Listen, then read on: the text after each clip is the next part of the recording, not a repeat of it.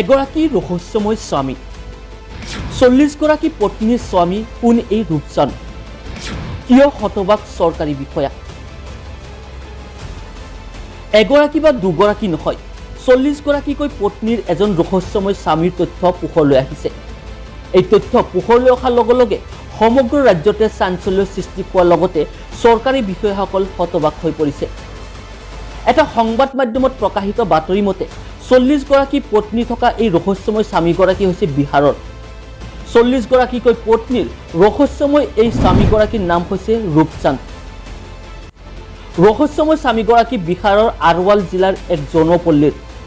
চৰকাৰী বিষয়াসকলে প্ৰকাশ কৰা মতে বিহাৰৰ জাতিভিত্তিক লোকপিয়লৰ সময়ত এই ৰহস্যময় স্বামীগৰাকীৰ 40 গৰাকীকৈ পত্নী থকাৰ তথ্য পোহৰলৈ আহিছে চৰকাৰী বিষয়াসকলৰ মতে 40 গৰাকীকৈ মহিলাই তেওঁলোকৰ নিজৰ স্বামীৰ নাম ৰূপচান্দ বুলি নথিপত্ৰ কৰোৱাইছে আৰু এই ৰূপচান্দ হৈছে এজন ৰহস্যময় ব্যক্তি মহিলাসকলৰ দাবীত আশ্বস্ত হ'ব নোৱাৰি চৰকাৰী বিষয়াসকলে তেওঁলোকৰ সন্তানসকলক পিতৃৰ নাম খুদে আৰু সন্তানসকলক পিতৃৰ নাম ৰূপচান্দ বুলিয়ে প্ৰকাশ কৰে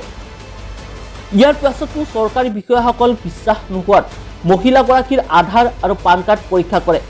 আৰু তাতো তেওঁলোকৰ স্বামীৰ নাম ৰূপচান্দ বুলিয়ে লিপিবদ্ধ আছে এটি প্ৰশ্ন হয় কোন এই ৰহস্যময় ৰূপচান্দ 40 গৰাকীকৈ পত্নীৰ স্বামী খোৱা এই ভাগ্যৱান ৰূপচান্দ আচলতে কোন আৰু ক'ত থাকে এই প্ৰশ্নৰ উত্তৰ বিচাৰি বিষয়াসকলে এক অভিযান চলায় এই অভিযানত পোহৰলৈ আহে যে এই 40 গৰাকীকৈ মহিলাৰ জনপল্লীৰ 7 নং ৱাৰ্ডত বসবাস কৰে আৰু তেওঁলোকৰ কোনো স্থায়ী কৰ্মস্থলী নাই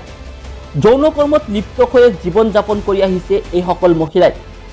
বিষয়াসকলে প্ৰকাশ কৰা মতে যৌন কৰ্মীৰূপে কৰ্মৰত এই মহিলাসকলে আধাৰ আৰু পান কাৰ্ড বনোৱাৰ সময়ত তেওঁলোকে নিজেই স্বামীৰ নাম ৰূপচান্দ লিখাৰ সিদ্ধান্ত লয় 40 গৰাকীকৈ মহিলাই স্বামীৰ নাম কিয় ৰূপচান্দ বুলি লিপিবদ্ধ কৰোৱায়